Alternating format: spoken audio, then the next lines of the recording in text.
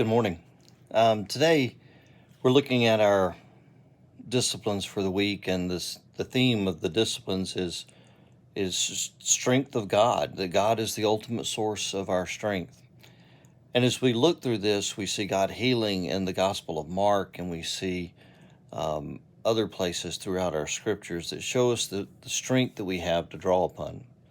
When I think of God's strength, I think of this wonderful illustration of a little boy and his father walking down the side of the road. And as they come across this pretty large rock, the little boy asked his dad, he said, "Dad, do you think that if I used all of my strength that I could move that rock?" And his dad thinks a minute, and then he looks at him and he says, "I believe that if you used all of your strength, you could move that rock." So the little boy runs over to the rock. That's all he needed was that little encouragement. And he starts pushing and lifting, and he really puts his back into it, sweat's beating down his forehead. And he pushes and pushes, and finally he just collapses. And he looks at his dad and he says, "Well, Dad, you were wrong." He said, "I tried as hard as I could, but I couldn't move the rock." And his dad said, "Son, you didn't. You didn't try as hard. You didn't give it everything that you had because you never asked me for help." I think sometimes we feel like we've got to handle everything on our own.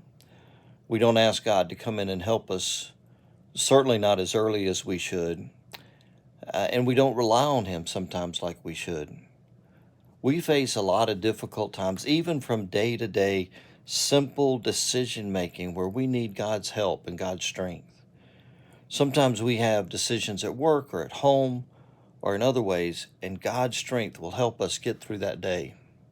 Sometimes we have family members or even ourselves have bad diagnosis from the doctor or going through surgery or illness, and we need God's strength to get through that time.